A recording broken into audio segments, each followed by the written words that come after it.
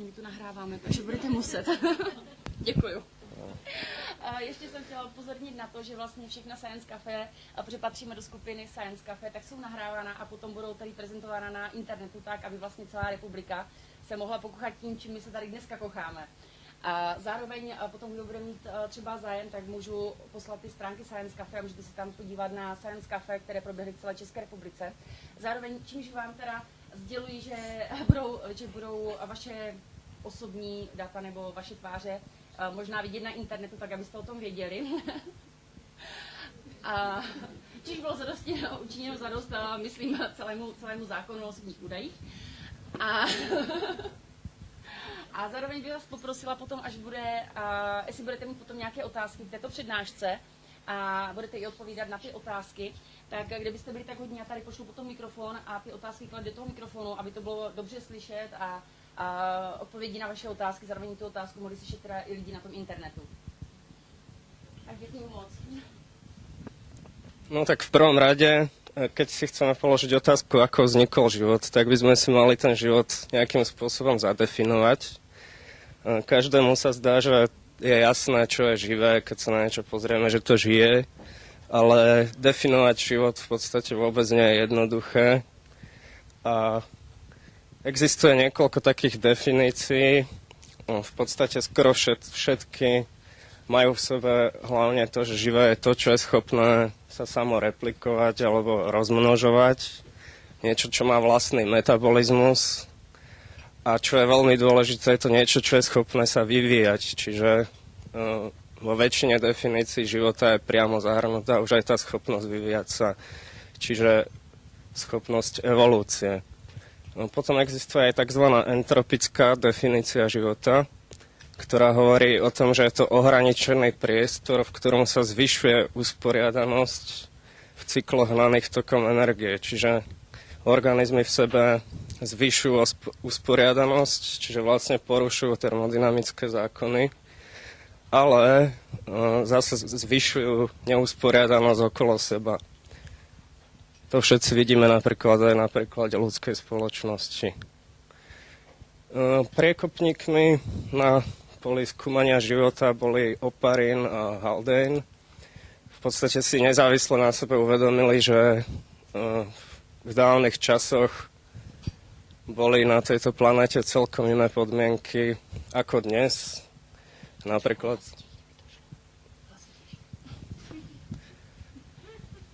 v tom čase, keď asi život vznikol, tak na Zemi nebolo v atmosfére takmer žiadny kyslík.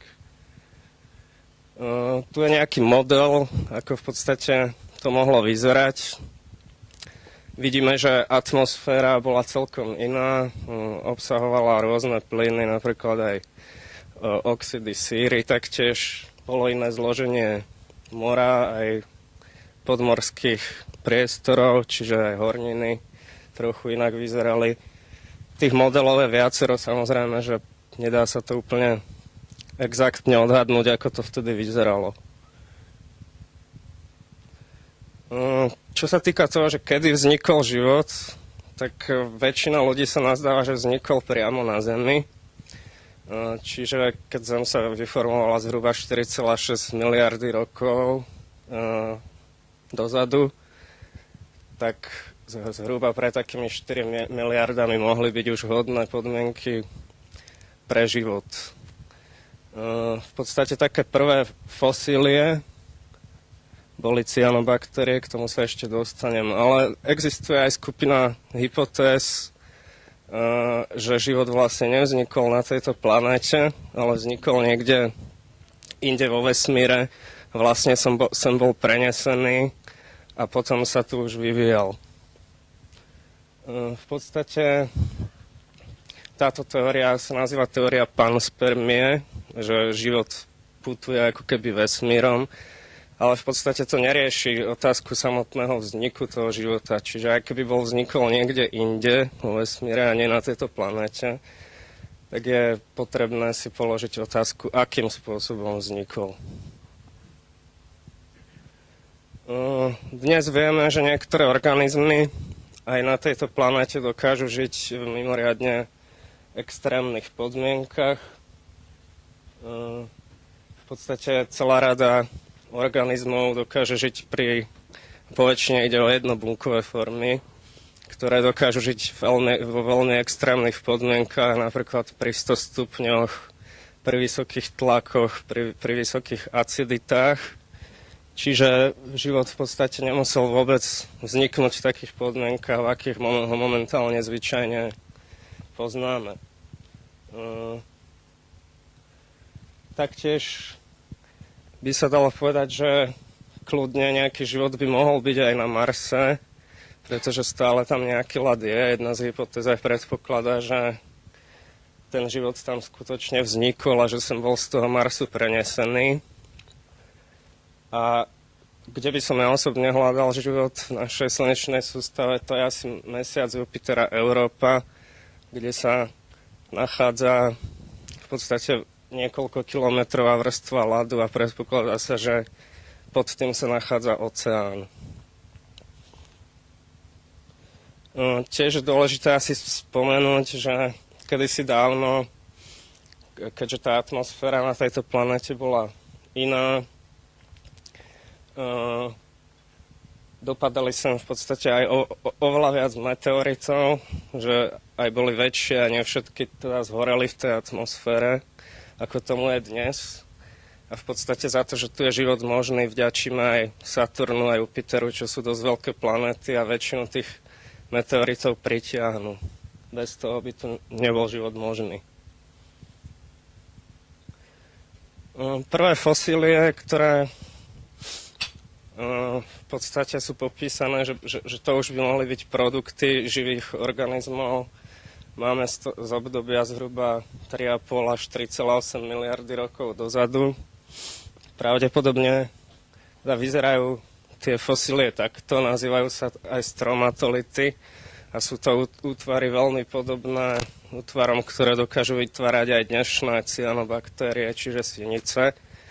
A to sú fotosyntetizujúce organizmy, čiže oni vlastne produkujú kyslík.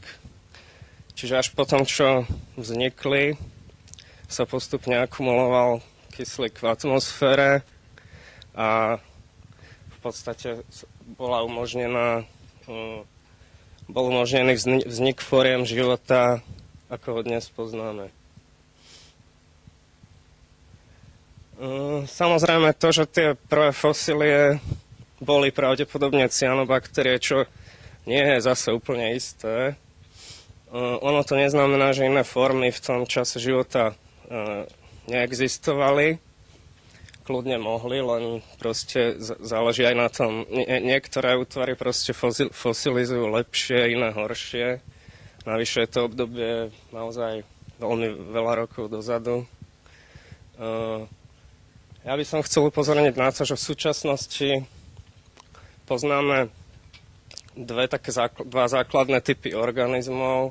Sú to prokaryoty a eukaryoty. Prokaryoty sú podstatne jednoduchšie, tam ich máme na tej pravej strane z vášho pohľadu. Neobsahujú jadro, eukaryoty majú jadro, to je toto enko tu. Ďalej majú mitochondrie a majú celý systém endomembránového aparátu a nič z toho prokaryoty nemajú. Ale zároveň by som chcel upozorniť, že aj väčšina eukaryotov sú vlastne jednobunkovce. Môžu byť veľmi zložité a zaujímavé. A aj keď ľudia si väčšinou predstavujú iba mnohobunkové organizmy ako eukaryoty. Lenže na druhej strane máme aj prokaryoty, ktoré môžu byť mnohobunkové. To sú napríklad práve tie vláknité sinice, schopné fotosyntézy.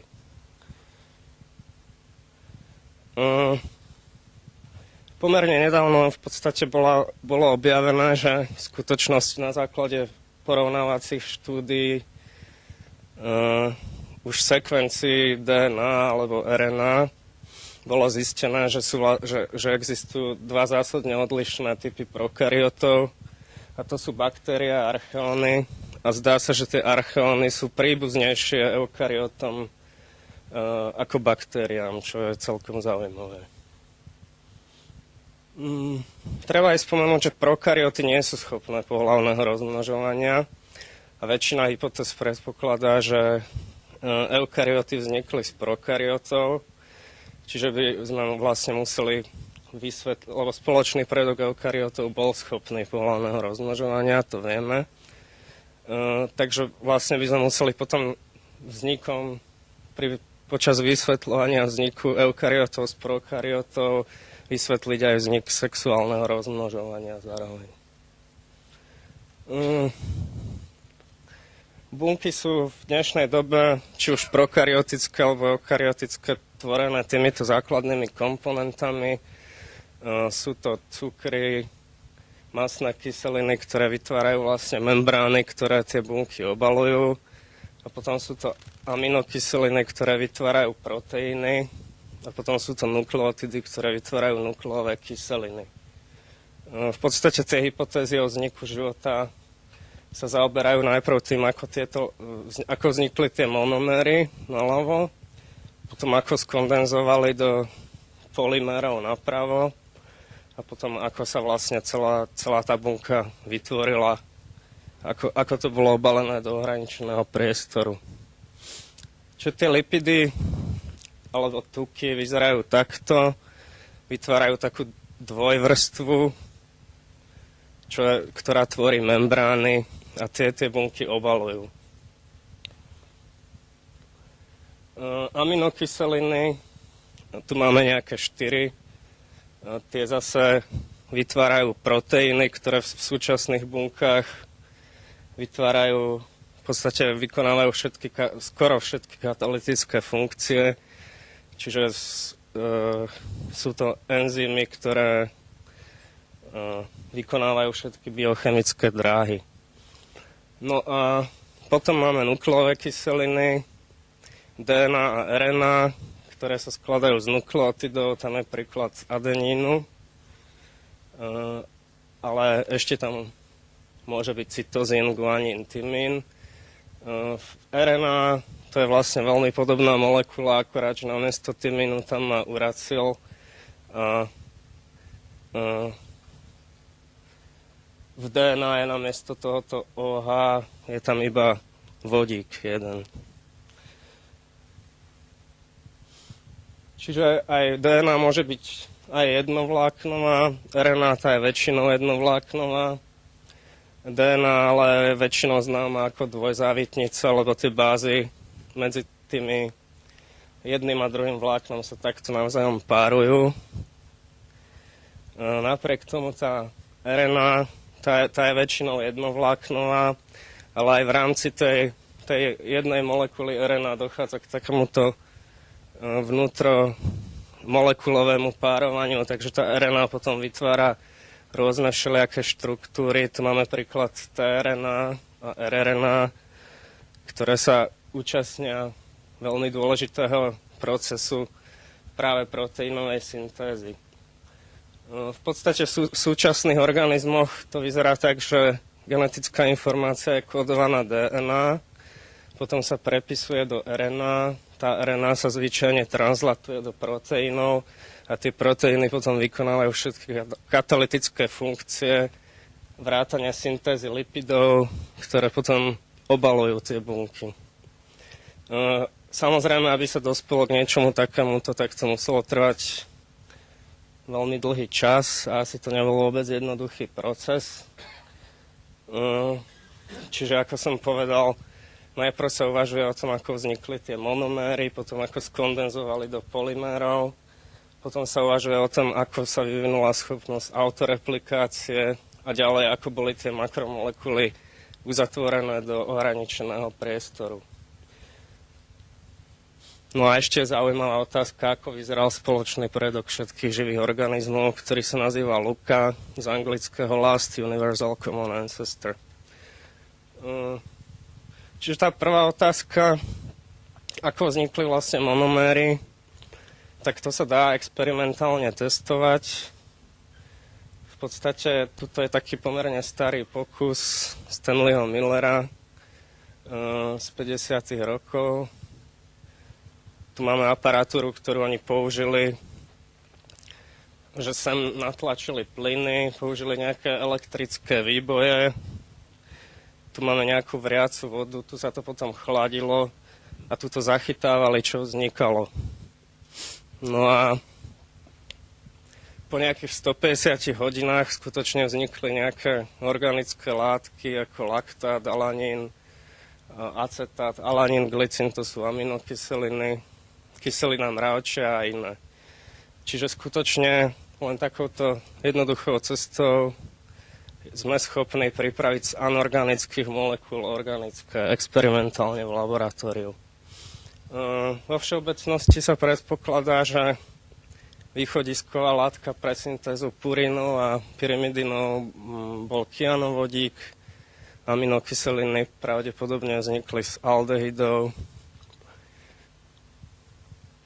No a potom, keďže takto sme schopní pripraviť monoméry, dajú sa aj robiť pokusy s tzv. Kondenzačnými činidlami, čo sú látky, ktoré za istých experimentálnych podmienok zase dokážu skondenzovať tie monoméry už do nejakých takých väčších celkov, čiže do polymerov. A ako také kondenzačné činidlá sa používajú polyfosfáty, karbodimid alebo ilovitý materiál montlorilonid. Ako sa vyvinula schopnosť autoreplikácie, to je ďalšia otázka. Vo všeobecnosti sa predpokladá, že dnešnému svetu, kde dominujú DNA a proteíny, predchádzal svet RNA. A to práve preto, že tá RNA jednak môže mať aj kódujúcu kapacitu, že kóduje genetickú informáciu, ale na druhej strane môže slúžiť aj ako katalizátor biochemických reakcií, čiže môže mať aj metabolické funkcie. V skutočnosti bolo už objavených veľmi veľa ribozímov, čo je ekvivalent proteínového pojmu enzym. To ribozím znamená, že funguje v podstate ako proteín, že dokáže buď teda katalizovať chemickú väzbu, alebo ju naopak rozrušiť, tá molekula RNA. V podstate aj ribozóm, čo je organela, kde prebieha translácia, čiže proteosyntéza, je v podstate istou formou ribozímu. On ako funguje aj za účasti ďalších proteínov, ale má tam významnú katalytickú funkciu práve RNA. No a tu rRNA majú v podstate všetky bunky, čiže tá sa pravdepodobne nachádzala u spoločného predka všetkých živých organizmov. No a toto je nejaký model, ako v podstate tie molekuly mohli začať nejakým spôsobom spolupracovať pri replikácii. Uvažuje sa o takýchto hypercykloch, že napríklad nejaká RNA mohla kódovať nejaký malý proteín, ktorý mohol napomôcť translácii zase inej, teda replikácii nejakej inej RNA. Tá zase mohla kódovať nejaký proteín, ktorý napomohol replikácii ďalšej RNA. No a tá posledná zase mohla kódovať nejaký proteín, čo napomohol replikácii tej prvej. Čiže oni sa mohli najprv množiť nejakým spôsobom aj sami, ale v istom ohraničenom priestore mohli tie molekuly začať aj interagovať a takto si navzájom začať pomáhať, čím sa ten systém mohol začať komplikovať viac a viac. V tej fáze toho RNA sveta potom po nej následovalo vlastne objavenie sa DNA a tá DNA prevzala úlohu replikátorov, čiže aj nosiča genetickej informácie, a bielkoviny prevzali vlastne tú katalytickú funkciu RNA. Bielkoviny sú zložené z 20 aminokyselín, teda 20 aminokyselín existuje, ktoré môžu vytvárať rôzne formy proteínov, čo je vlastne oveľa širšia škála ako 4 nukleotidy. Tým by sa dalo vysvetliť, prečo napokon tie proteíny tú funkciu prevzali. Čo sa týka objavenia sa DNA, predpokladá sa, že veľmi často, že sa na tom podielali vírusy, konkrétne veľké DNA vírusy, ktoré pravdepodobne tým, že prepli na inú formu nukleovej kyseliny, dokázali uniknúť imunitnej odpovedi hostiteľa.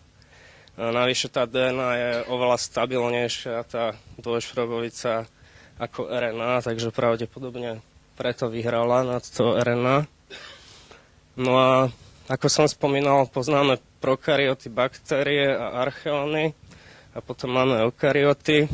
No a niektorí predpokladajú, že vlastne k nahradeniu tej RNA DNA mohlo dojsť 2 alebo aj 3 krát počas evolúcie.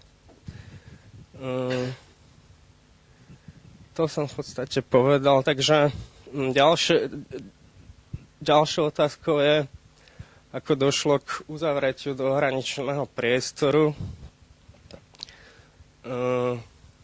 V súčasnosti teda sú všetky bunky obalené lipidmi, ale tak na začiatku tie molekuly mohli fungovať aj v iných ohraničených priestoroch, ktoré mohli vytvárať napríklad aj proteíny.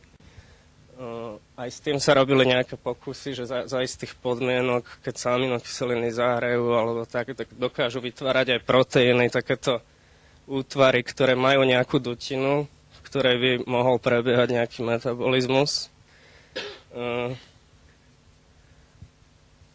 Pomerne populárna hypotéza je, že teda ten život najprv fungoval v nejakých anorganických dutinách hornín, čo by tiež mohlo predstavovať určitý priestor, kde ten metabolizmus mohol prebiehať aj bez membrán na začiatku a až postupne sa začali syntetizovať isté lipidy, ktoré obalili napokon tú nejakú tú prvú primitívnu bunku alebo populácie buniek. Treba ešte povedať aj to, že archeóny majú iné lipidy ako baktérie a eukaryoty, čo je tiež celkom zaujímavá vec. A niektorí predpokladajú, že k takému uzavretiu mohlo dojsť až 2-krát nezávisle, že najprv u baktérií, potom u archeónov, ale nemuselo tomu tak tiež byť. Väčšina ľudí aj predpokladá, že najprv, že prvé bunky mali len jednu membránu, ale to sa dá topologicky dosť ťažko predstaviť, ako by k takému uzavretiu došlo. Oveľa pravdepodobnejšie je, že došlo k obaleniu 2 membránami. A tu máme nejaké modely, ako mohol vzniknúť ten spoločný predok všetkého obalením 2 membránami. V podstate 4 hypotézy. Toto predstavuje nejaký vezikulus 1, kde tu došlo k fúzii a nejaké molekuly boli uzavreté v tom priestore. Tu máme fúziu takýchto 2 lipidických vezikul, tu viacerých.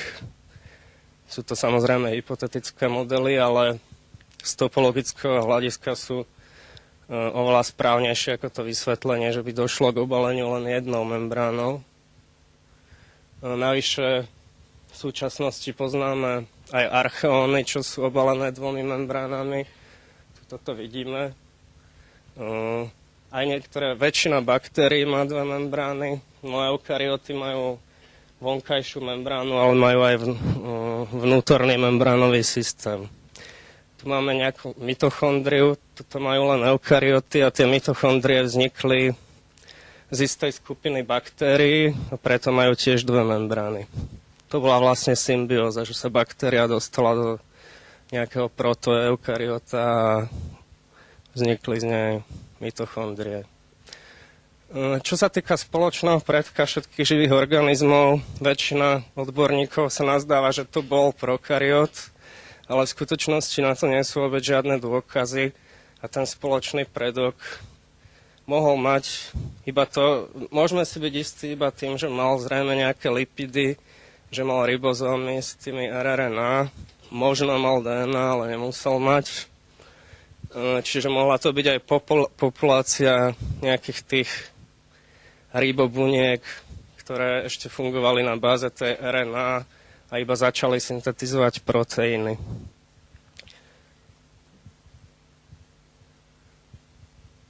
Samozrejme, tu máme niekoľko hypotéz, že ten spoločný predok mohol byť aj niečo iné, že to nemusel byť v zásade typický prokaryot, ale v podstate, že to bola populácia nejakých prebuniek, ktoré zrejme mohli mať oveľa vyššiu variabilitu genetickej informácie, mohli sa značne líšiť tie prebunky s obsahom svojej genetickej informácie.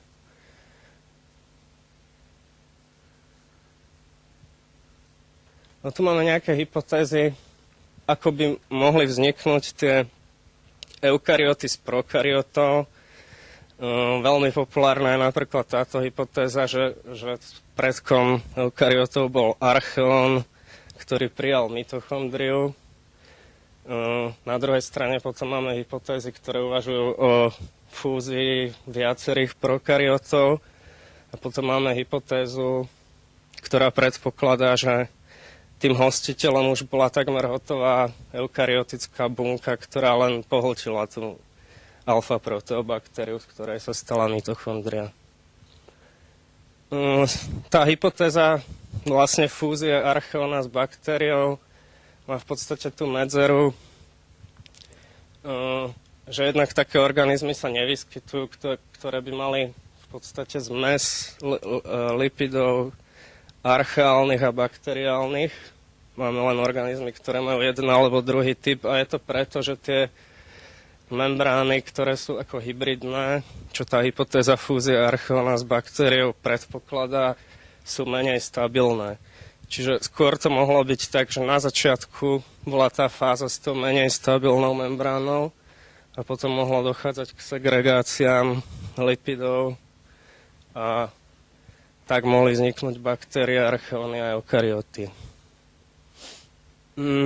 Čo je ďalším nedostatkom tých hypotéz, že eukaryoty vznikli z prokaryotov, je to, že eukaryoty sa rozmnožujú sexuálne a existuje fenomén nazývaný paradox sexu, čo znamená to, že sex existuje, aj keď má v podstate veľké nevýhody oproti nepohlavnému rozmnožovaniu.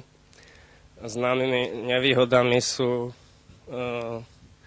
napríklad to, že sa v podstate narúša mixovaním tej genetickej informácie medzi dvoma jedincami, dochádza k narúšaniu koadaptovaných génových kombinácií. Ďalej napríklad sex má tú nevýhodu, že v podstate strácame čas a energiu, keď si hľadáme partnera. Samozrejme, že je tam riziko fúzie, riziko infekcie, takže je to problém vysvetliť v podstate u nepohlavne rozmnožujúceho sa organizmu, že by vznikol nejakým spôsobom sex. No tu máme nejakú moju hypotézu o pôvode eukaryotickej bunky a tá predpokladá, že ten hostiteľ mal dve membrány a že tá alfa-proteobaktéria sa dostala medzi tie dve membrány. Pričom z tej vnútornej vznikol ten endomembránový systém. No a taktiež si skôr myslím, že táto entita mohla sa rozmnožovať nejakým spôsobom aj pohlavne, alebo nejakým primitívnym spôsobom pohlavného rozmnožovania. Čo napokon mohol aj ten spoločný predok všetkých organizmov. V podstate to nemusel byť nejaký regulovaný proces, ale iba nejaké náhodné fúzie a potom zase segregácie. No a toto mohlo u prokaryotov zaniknúť, pričom u eukaryotov sa to mohlo zdokonaliť. Potom existuje o vzniku pohlavného rozmnožovania tzv. DNA repair hypothesis, ktorá hovorí zhruba o tom, že keď sa bunke poškodí DNA, tak v podstate by mohlo byť výhodné, keď tá bunka si to nevie sama opraviť, to poškodenie, tak môže sfúzovať s inou bunkou, ktorá obsahuje nejaký templát, podľa ktorej sa tá DNA opraví. Áno, tu máme ten model. Tu je to naznačené tak, že keď nie je v podstate žiadne DNA poškodenie, tak sa tá bunka normálne zreplikuje, ale v prípade, že dojde k poškodeniu a tie bunky už si to nevedia opraviť, tak môžu stále sfúzovať a navzájom si pomôcť pri oprave poškodenej DNA.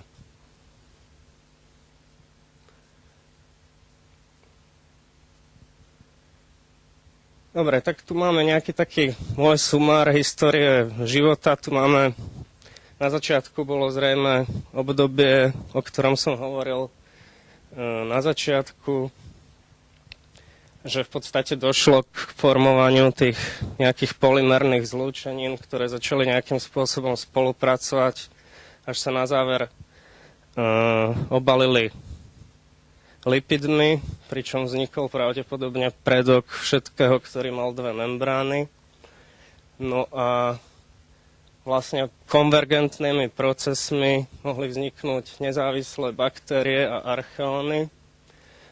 Tiež by som rád aj povedal to, že eukaryoty majú napríklad oveľa viac stále tých systémov, čo fungujú na báze RNA, ako majú prokaryoty. Čiže ono je celkom možné, že eukaryoty si jednoducho zachovali niektoré charakteristiky toho spoločného predka, ktoré napríklad tie prokaryoty mohli stratiť. Oni sa mohli v podstate zjednodušiť, jednak majú oveľa menej DNA, sú v zásade menšie a množia sa oveľa rýchlejšie, čiže tie prokaryoty sú istým spôsobom aj pokročilejšie oproti eukaryotom, lebo sa dokážu množiť efektívnejšie.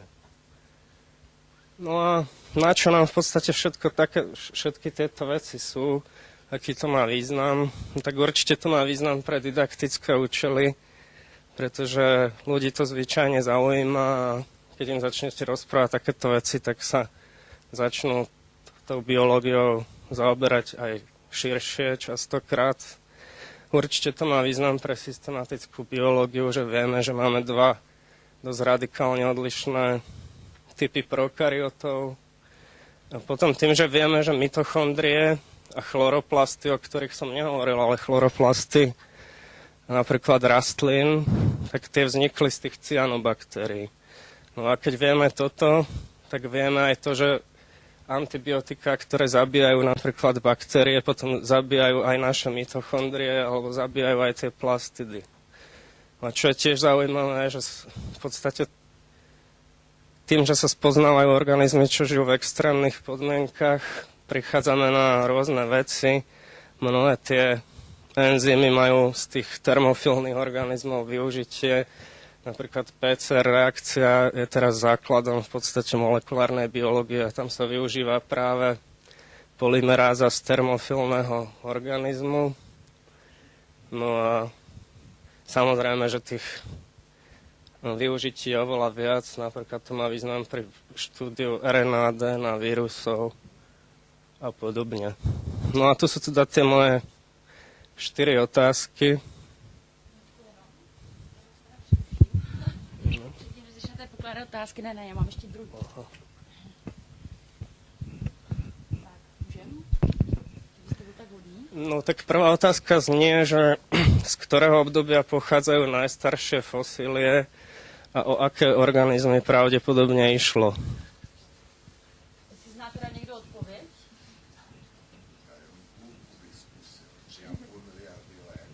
Jednotku, já vám to vradím takhle. První půlku jenom bych odpověděl. Asi 3,5 miliardy let. V podstate, áno. A byly tam takový kulový potvory, který prej ještě existují, ale jak se jmenujou, to nevím. Jo, stačí vám to takhle jako odpověď? No Musíte ešte, uznat správnou odpověď. tak bola polovičná, pretože Tak pán dostane půlku CDčka? Půlku stačí. Půlka stačí. No, nebo jestli to někdo řekne líp, tak... Tak já myslím, že lepší odpověď asi nebude. ale asi aj. Ne. Tak já nevím, tak budeme čekat ještě na nějakou jinou. Já myslím, že takhle to bylo dobrý. Takže jste tady pánovi zatleskali za vynikající znalosti. Děkuju. Tak a já dávám do hry druhé CDčko. Tak o čom hovorí hypotéza RNA sveta?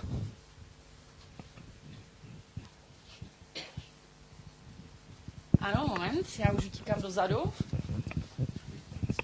Někomu, kdo dávám pozor. Tak pozor, o tom mluví ti biologové, třeba pan Pačes, že ten DNA svět dneska nebyl první, že na základě těch retrovírů víme dneska AIDS třeba, retrovirus, že první byl ten svět těch RNA organismů, které měly jako jednodušší ty systémy na základě RNA kyselin, že opak. Jste to sám řekl, ty DNA kyseliny jsou stabilnější, takže se pak vyvinuly postupně, no ale první byly ty RNA bakterie, které připisovaly hned do bílkovin vlastně, pravděpodobně. Jo, je to dobrá odpověď? Dobře, V podstatě ano. Že to nebyla správná? Já mu to vezmu.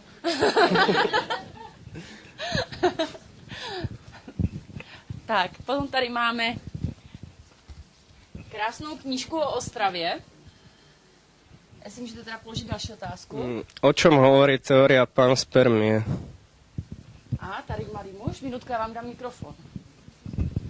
To jste vlastně na začátku říkal, že panspermie je o tom, že původ vzniku života putuje jako kometa. To jde? To funguje? Je takhle? Právě do té kamery, že jo? Ach, takže vlastně původ života putuje po vesmíru jako kometa, ty základní elementární prvky. No nielen prvky, ale áno, v podstate, že akože život putuje vesmírom, hej, o tom to hovorí. Tak ale ano, beru jako správnou odpověď. Tak a poslední dárek, co tady máme, aspoň v téhle první části, krajinou a městy Moravy a Slezska. Čo sú to archeóny alebo archa?